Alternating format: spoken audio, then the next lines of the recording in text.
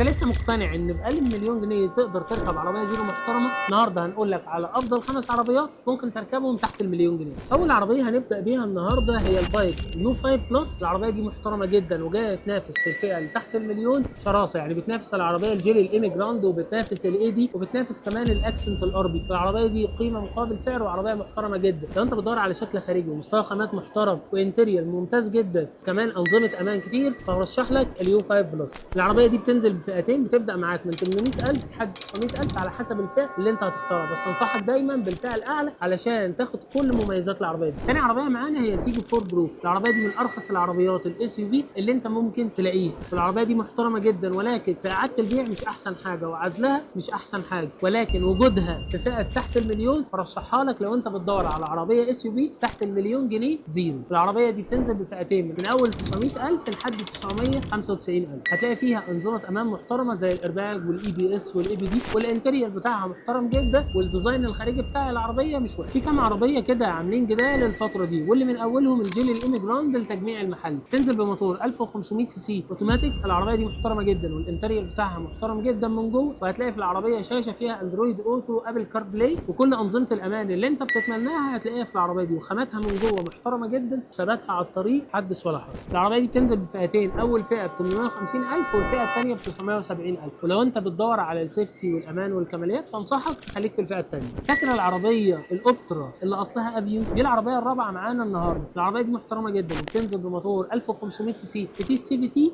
وكيلها القوي هو منصور. العربيه دي من ساعه ما نزلت حققت مبيعات كتير جدا لان الفئه السعريه بتاعتها ممتازه. العربيه دي سعرها الرسمي النهارده من 745 لحد 770,000. في العربيه دي بالذات ما انصحكش بالفئه الاولى. تخيل ان انت تبقى راكب عربيه رينج ال 700,000 وفيها جنود بتصاد، يعني الشكل مش لطيف قوي. افضل حاجه تاخدها في العربيه دي هي اعلى فئه علشان تتميز بعوامل الامان وتلاقي العربيه كامله معاك، لان انت هتلاقيها قيمه مقابل سعر لو لقيت العربيه دي بدون اوفر برايس. لو انت بقى عاوز تبعد عن الصيني والحاجات التجميع المحلي لازم تفكر في العربيه الفيات التيبو الايطالي. العربيه ديت محترمه جدا وبتنزل عندك بفئتين. الفئه الاولى منها مانوال وبتنزل ب 780,000، بس لازم تبقى شاطر في المانوال عشان العربيه دي تسد معاك، لان الاوتوماتيك بتاعها غالي شويه وقطع غيار العربيه ديت بتعيش معاك. ولو حابب تطلع للنسخه الاوتوماتيك بتاع العربيه دي محترمه جدا واعطالها قليله، فاعاده البيع العربيه دي محبوبه لان هي ثبتت نفسها في الفتره اللي فاتت. وده كان الجزء الثالث من سلسله عربيات تحت المليون. استنى معانا الجزء الرابع. سلام عليكم.